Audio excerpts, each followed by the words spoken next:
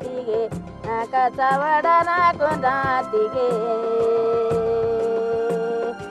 azo zo zo zo akachavada nakunda tige.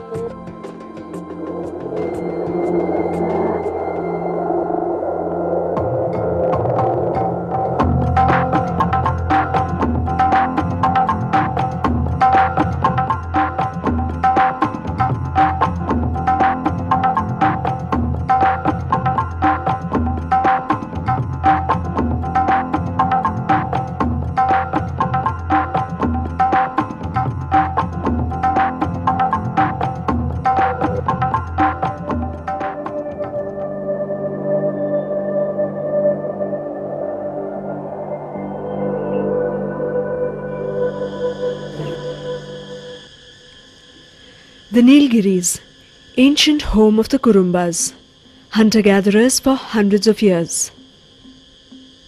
Even today, these people live deep within forested valleys, their survival intricately woven with nature.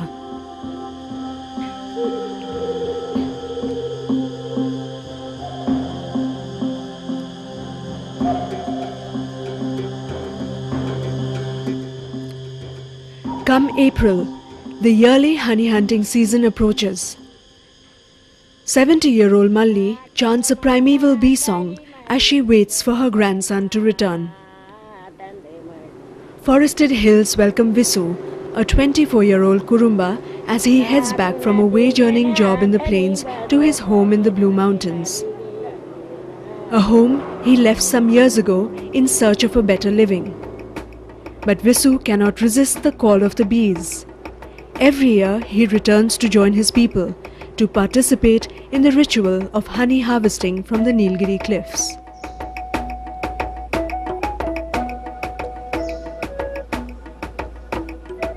Visu's uncle Rasu, a priest and master black magic practitioner, is a respected and powerful village elder in Semenarai.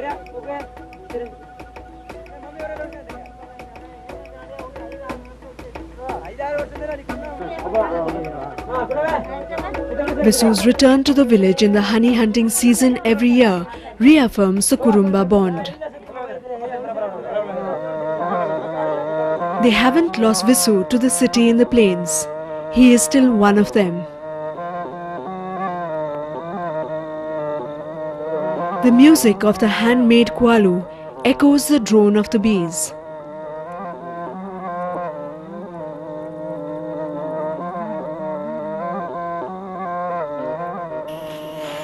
Soon the Semenarai men leave for the lower woods to collect forest vine.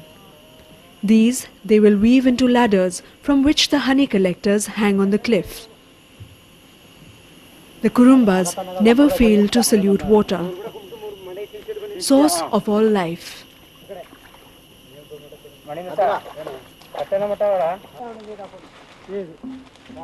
A group of Kurumba honey hunters usually comprises 4 to 8 men. Here in the moist deciduous forest, 1200 meters above sea level, the men search for biscotti, a special flexible vine.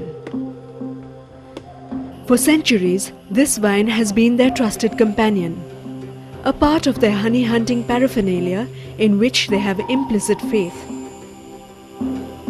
The vines are chosen carefully, and the bark stripped off to get to the pliable, resilient fiber out of which the ladder will be woven.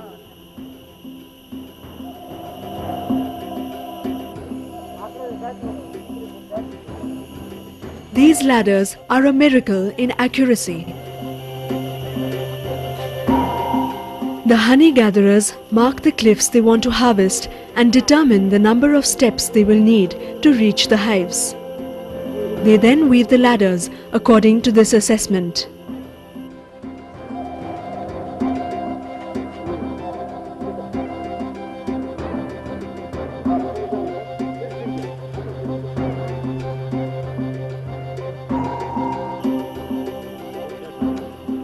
A delicious concoction of coffee and jaggery is a welcome break in a hard day.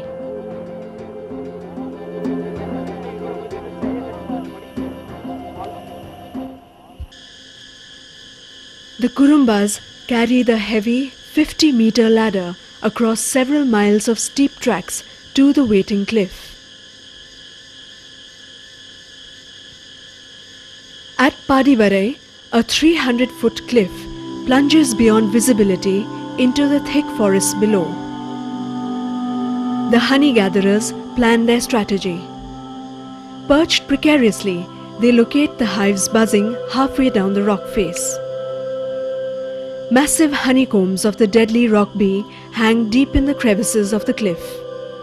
Lethal, feared by most, just 5 stings of the wild Apis dorsata is enough to knock a grown man down.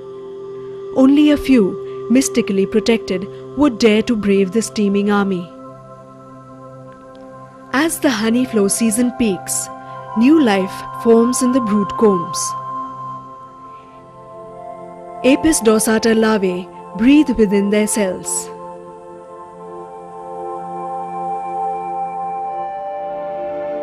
In the pupal stage, the cells are capped with wax. After 12 days, adult bees are ready to emerge, gingerly gnawing their way through the wax crust. The whole cycle from the egg stage to adult bee is complete in 21 days. Rock bees migrate to their colonies on the cliffs in February-March every year. A rich brood reflects a thriving ecosystem. Rock bees lay eggs frequently only if there is enough pollen and nectar in the wild to feed their young. This is why they are crucial indicators of the state of the ecology that sustains them.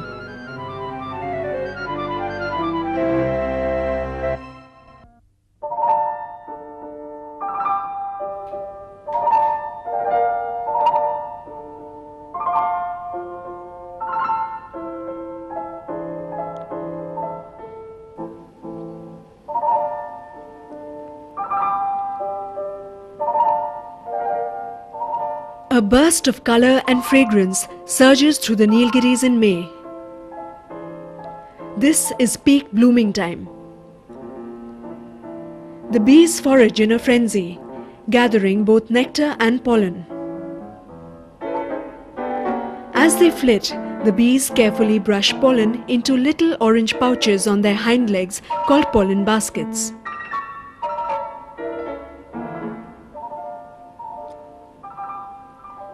Delicate blossoms of the Acacia pinnata are laden with foraging bees, their bodies dusted over with golden pollen.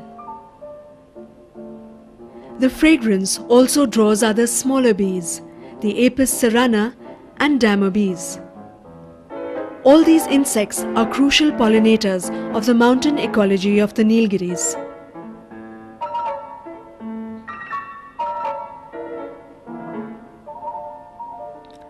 From April to June, the rock bee colonies are saturated with golden nectar. This is honey gathering time for the Kurumbas. Having marked their hives on the cliff, the Seminarai group prepare their tools. Leftover vine is fashioned into a basket for the honey. Earlier, these were lined with leaves. But plastic is a convenient lining option, and the Kurumbas have absorbed it into their honey hunting tradition. Smokers are bound together with dry twigs and green leaves.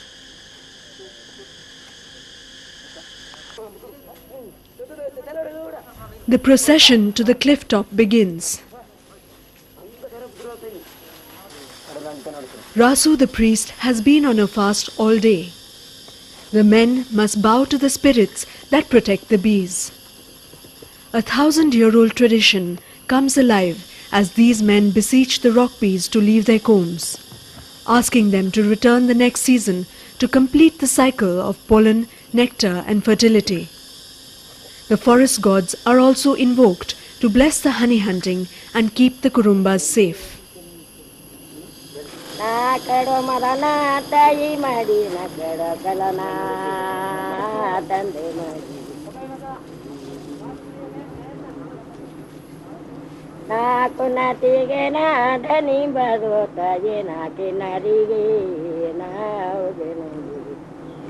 ನಾಕಡೋ ಮರನ ತಾಯಿ ಮಾಡಿ ನಕಡೋ ಕಲನ ತಂದೆ ಮಾಡಿ.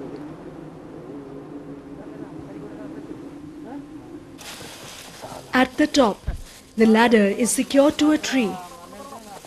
The person manning the suspended rope is traditionally the honey collector's brother-in-law. The logic is that he will take extra care of the hanging collector's safety, as a mishap could leave his sister a widow.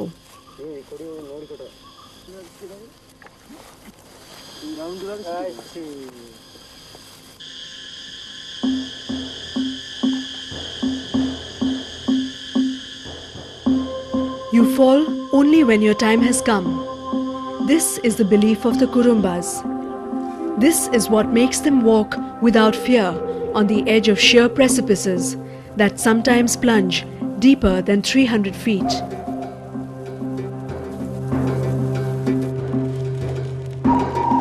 At a signal from the top, the main smoke is started below the hives. Smothered, maddened by the smoke, clouds of bees shoot off the combs. Cliffs are earmarked by different groups as their honey rock. These territories are sacrosanct. No honey hunter ever trespasses another's cliff. Rangasamy, the main honey collector, lowers a smouldering smoker to the combs.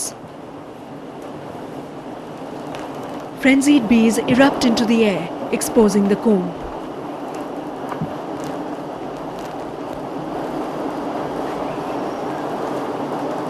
The honey hunting season leaves the Kurumba obsessed. People of unparalleled agility. For them, climbing sheer cliffs and hanging in open spaces is a routine matter. An inborn instinct that flows in the blood. Protected only by a column of smoke, hands and feet bare, face uncovered, the honey collector descends into the raging bee storm.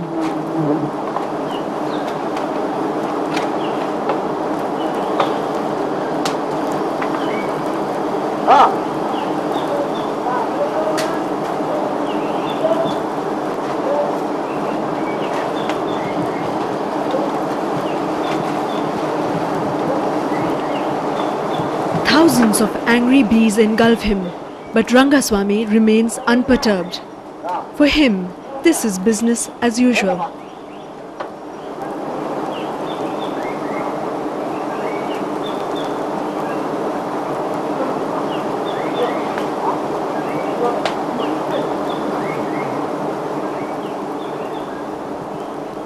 Swinging in open space, Rangasamy brushes the comb with a wooden spear.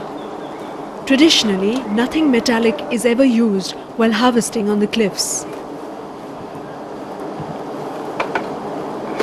The upper portion of the hive attached to the cliff is the honey storage area. The lower crescent is the brood comb.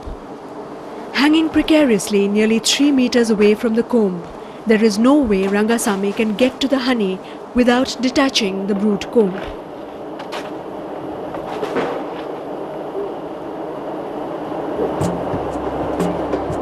What protects the swinging Kurumba from these incensed bees is a mystery. Is it magic? Is it faith? Or is it a timeless affinity? A primeval symbiosis that lives on through every Kurumba generation.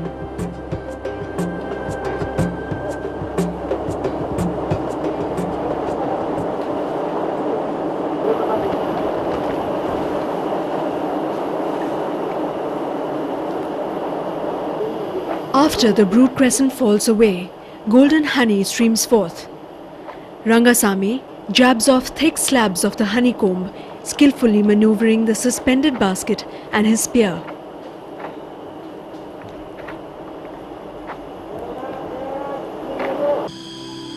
Through the season, Swarnavali and several other cliffs were harvested.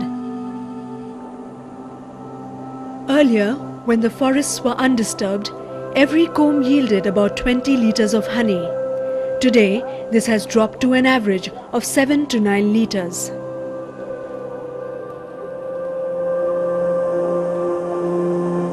Conservation is a Kurumba tradition. They have been a part of the honey cycle for ages.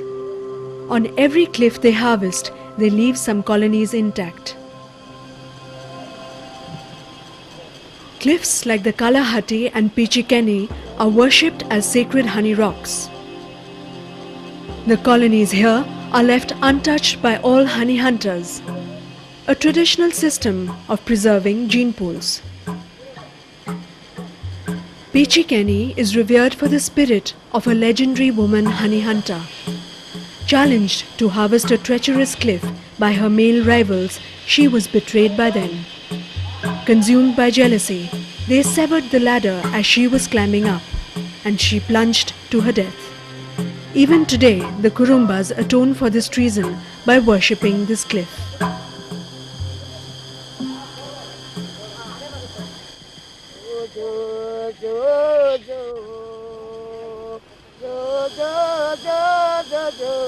Raju from Kumbe is a master honey hunter, famed for his skills throughout the hunting range. But of his 5 sons, only 2 are learning his craft. At Malayur, Raju scales down a hanging rope to check the combs. He is going to allow his younger brother to harvest this cliff. The Malayur cliff is not very high. A sturdy bamboo tied to a vine hangs level with the combs. His scouting done, Raju glides back up the rock face.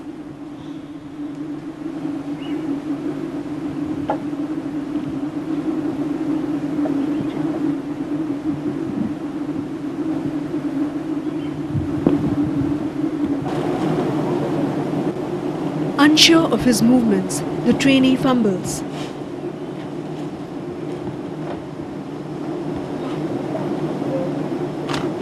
Inexperienced with the balancing act, he misjudges the placing of the basket. The honey spills out. Finally, Raju returns to wrap up the job. There is nothing to protect him as he hangs easy, one with the swinging vine.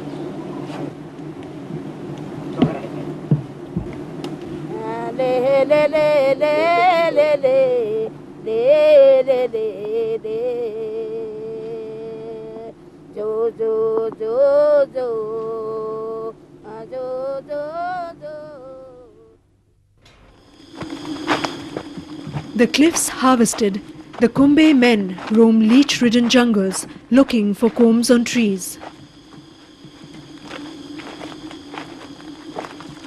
Sensing heat, rapacious leeches reach for their prey.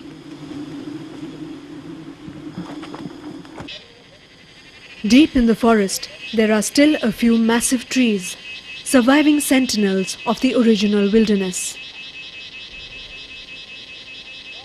Raju and his men spot their quarry nestled in a syzygium or jamun tree.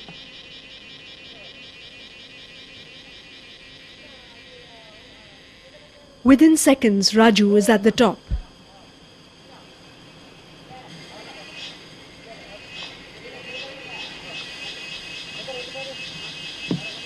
Ranga follows, climbing the vertical tree trunk with easy grace.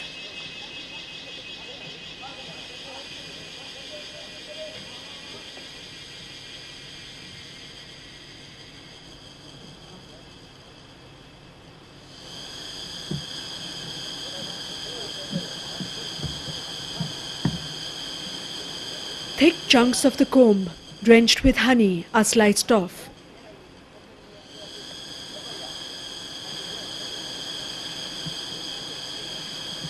The other men wait in relays along the tree trunk, eager to pass the honey down to the safety of the ground.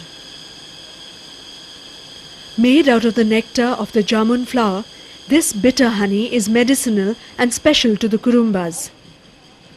The Kumbe men stop a while to enjoy their chewy treasure.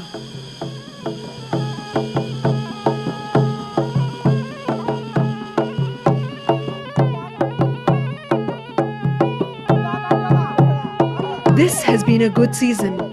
It is time for the wandering honey gatherers to return to their villages, to celebrate the bees that enrich their lives ceaselessly.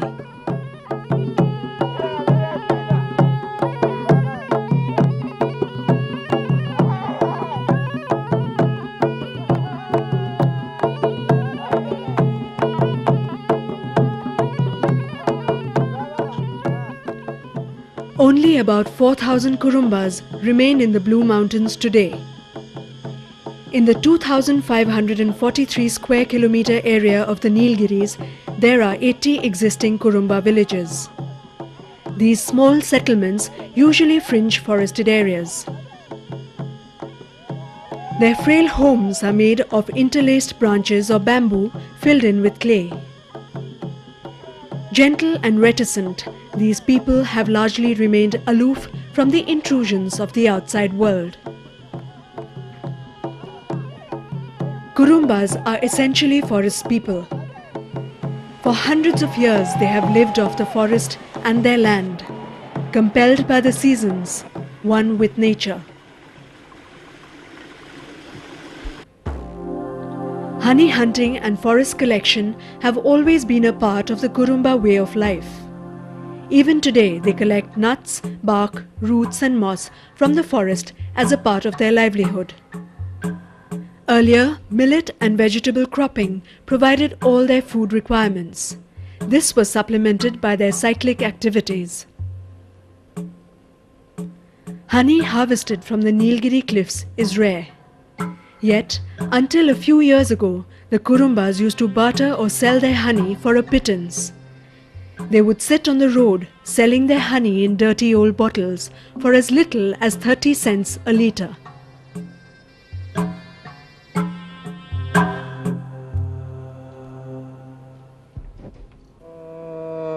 Today, however, most Kurumbas recognize the value of their honey. Earlier, honey used to be squeezed out by crushing the combs along with the larvae in it. Now, they piece the comb laterally, separating the stored pollen from the honey portion.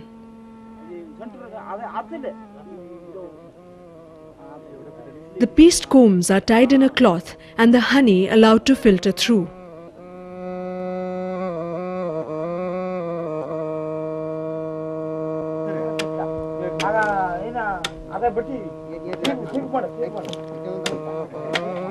Until a few years ago, the brood comb was discarded, left for monkeys to feed on. But now they are melted down into wax.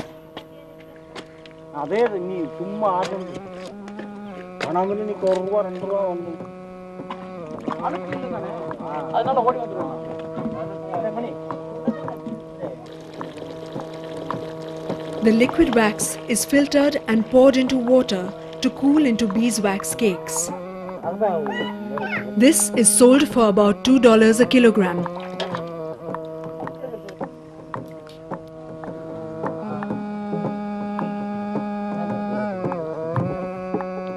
These interventions made by Keystone, a local eco-development voluntary organization, has helped the Kurumbas improve their honey extraction process.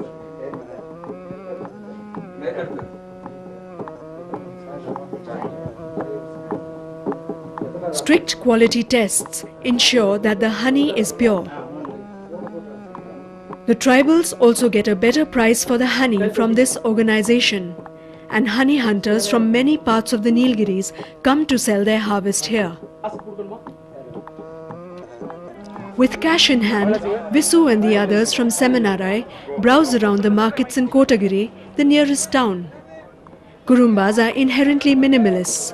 Their expenditure seldom goes beyond food, clothes and ritualistic needs. In Visu's village, Seminarai, the villagers have learned to optimize forest produce. They have started to gin cotton from silk cotton pods to make mattresses, an innovation that's been a huge success in the valley.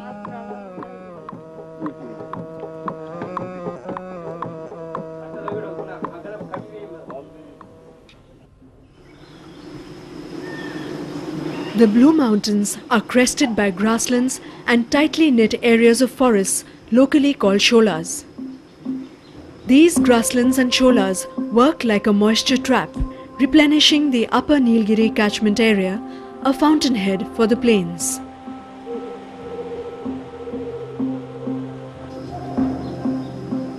The shola and grassland prototype repeats itself all over this terrain, creating marshes and water bodies in every dale. Indigenous flora here includes several rare and precious plants, many of which are medicinal.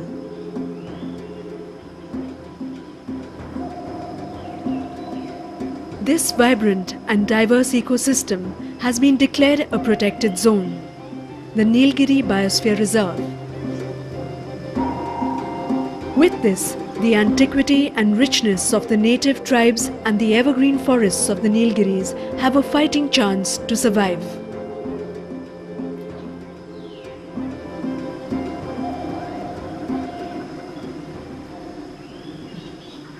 The winds from the south bring the monsoon clouds to the Nilgiris in June.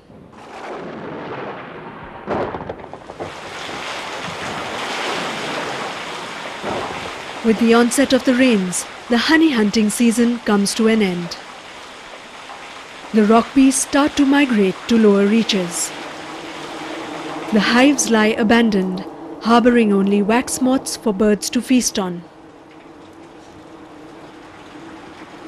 Monsoon showers that have nurtured the hills and forests for thousands of years now feed endless tracts of tea estates. Tea and eucalyptus plantations have proliferated in the Nilgiris, edging out the old rhythms of life. Introduced by the British in the 1800s, they have eaten into the original forest cover. Thousands of acres of shola forests have been replaced by these zero-diversity plantations.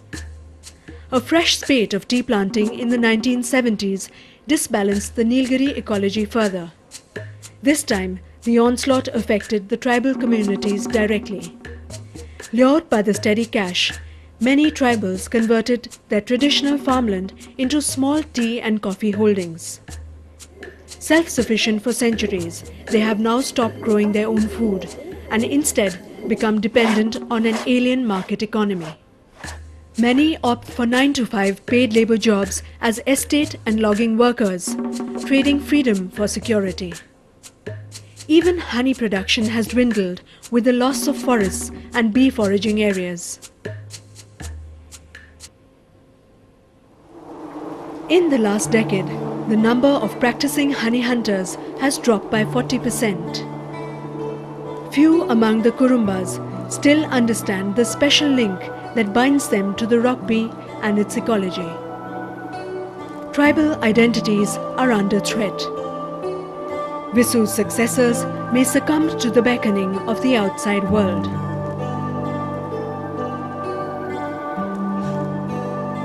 The Kurumbas of the future probably will never feel the thrill of honey gathering on the Nilgiri cliffs.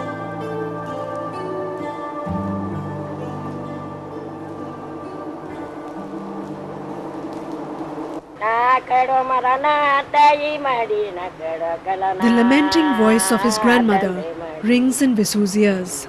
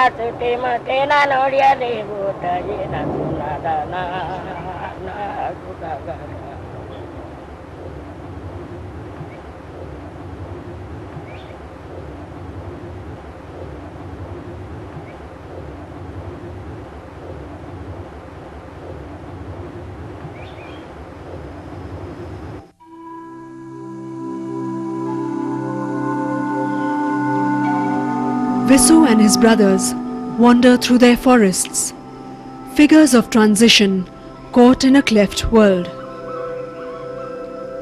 Soon it will be time for Visu to return to the city. Will the simple innocence of this free-spirited time remain intact for his brothers?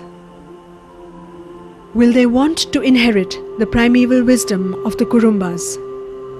Or will this tradition just pass away, lost to the generations of the future?